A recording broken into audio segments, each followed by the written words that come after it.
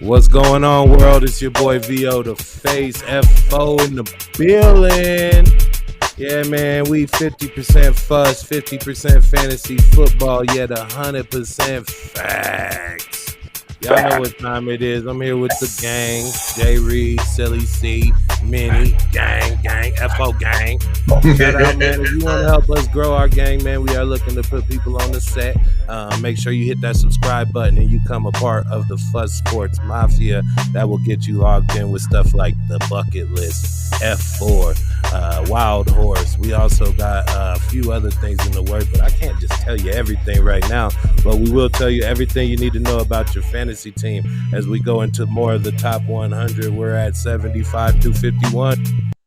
Got game and bad as hell. The black chain got swag for sale. Yeah, he got game. Don't try to front. You do what you can, we do what we want. That's why he got game. Go ask your holder. Young pimpin' like a fashion show. I ain't have to stunt, but yeah, I have to glow. That's how you know. That's how you know. That's how you know. That's how you know. That's how you know that he got game, man. Black Chain, shout out to my boy Forensic, Silly C, and B down. We getting it popping. We gonna keep it pushing. Let's go into some of these players. I was jamming to the music so hard I forgot to screen share, but we gonna get that popping now. So here we are, and here they are, man. That is your top 75 through 51 players. Let's go ahead and dive into it. We started with Jay Reeves last time, so we'll start with Silly C this time. What's on your mind, man? I want to talk about Kareem Hunt. Kareem Hunt, you know, I know everybody's all speculating on how his counterpart's going to do and how much time he'll get. But last year he had 180 fantasy points, which is pretty good for the position he'll be drafted in. 198 rushes for 841 yards for 6 touchdowns. That 6 touchdowns will probably lead you to the promised land if you can get him in a good round. So just keep that in mind. Mm-hmm. Yeah, man, definitely be some high draft value in there. I think the most important player to Kareem Hunt in this situation isn't even a player. It's that head coach, Kevin Stefanski, and his commitment to the ground game. He keeps it pushing through his hogs, man, and it's definitely dope to see what Kareem Hunt brings to the table. Cody, you think Kareem Hunt's production last year, though, all those numbers you just randled, all them facts you just randled off, you think that has anything to do with the Nick Chubb injury? I do believe Nick Chubb missed about 6 weeks last year. Do you see how's that going to shake out? I think Nick Chubb will definitely start out as the starting running back. But again, you know, Kareem Hunt's coming back from putting his foot on people he probably shouldn't put his foot on. So with that, he's not going to get the time he wants. But if he continues to prove that he can ball out, I feel like he will be able to do it. And I think he might actually take Chubb's job come late in the season. So just keep that in mind. I don't see that happening. I think just keep that in mind. Just keep that in mind. You heard it from me.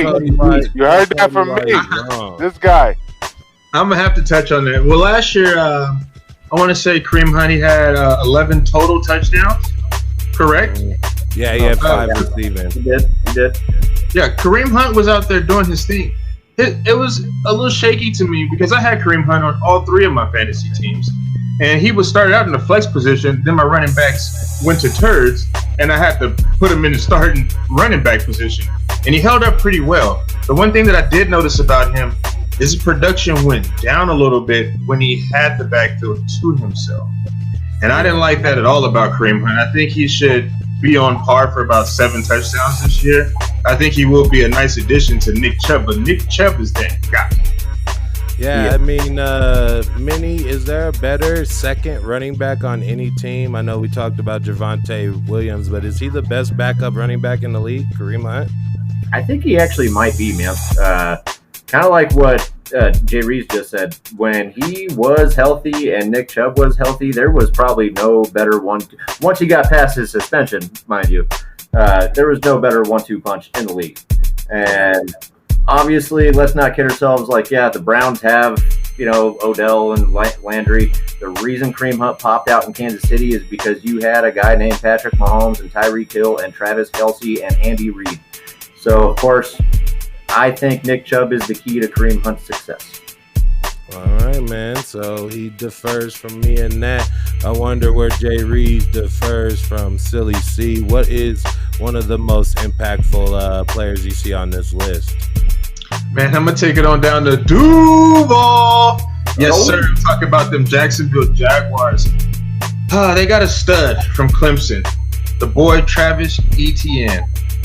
Oh, man. Yeah. The only thing really standing in Etienne's way is James Robinson. Yeah. And James Robinson actually is a really solid back. I know James Robinson actually led somebody that I know to a title. You know what I'm saying? Because he was able to pick him up off the waiver wires. James Robinson wasn't still, but this boy Travis Etienne, he's really smooth. They're going to use him. They're going to start out using him as the pass-catching running back. But I'm expecting big things from this dude. Yeah, I mean, James Robinson, I'm that homeboy that was forementioned that I got James Robinson and he took me to the promised land. I had a 50% chance on getting it right because I took that one guy, he had a harder name to pronounce, Ojoke or something. It was a more African type dialect. Okenbuzi. Okojoke or something. I don't know. I actually drafted him because the running back field was so up in the air. I'm like, somebody got to get the start. And then by week 2, it was apparently obvious that this kid, James Robinson, was everything they were touting him to be. So I ended up picking him up and riding him all the way to the promised line for my first chip in my league. So, I mean, big things. These Jacksonville running backs are bookending this because I think I've seen James Robinson at 75, and then we got my man Etienne a little bit higher than that. So kind of seems like it's up in the air again. So, throw a dart and, trust who you got to trust. Cody, who are you trusting from this 75 to 51 list? I actually might be going a little higher up on the list, but Deontay Johnson. I think with the way Ben Roethlisberger is going to come back with purpose and a reason to actually compete, and damn, they were 11-0 last year. Let it be known that they were the best team until, a few hiccups, which I don't think that'll happen this year. I think they might have a chance of repeating. One of the things I do caution is Ben Roethlisberger's health, if he can stay healthy. Mm-hmm. But if he can, Deontay Johnson is definitely somebody you want in your lineup. Yeah, the Pittsburgh Steelers that are actually kicking off the season right as we speak against the Dallas Cowboys. Minnie, you got a score on that?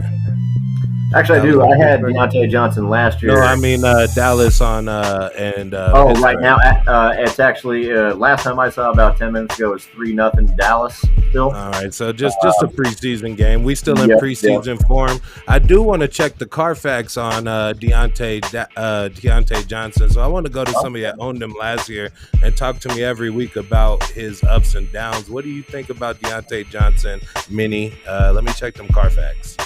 What I noticed, he's kind of a do-or-die player. But I will say this, I do agree with Cody. He did more for me than he died more for me. You know what I mean? Kind of a deal. But there was a few games where his health was in question. And, he went out. Just to give you a little concept, I had Julio and Deontay Johnson the same week, 1 week. And I started Julio and sat Deontay, and it bit me in the butt, and I wish I wouldn't have. I think it's a good decision to have him on your squad for sure, especially if you can get him in like the mid rounds. Yeah, I mean, and that's always the decision. It sounds like just something so little like, I dropped a game, but you ended up missing the playoffs by one game. So every game is important.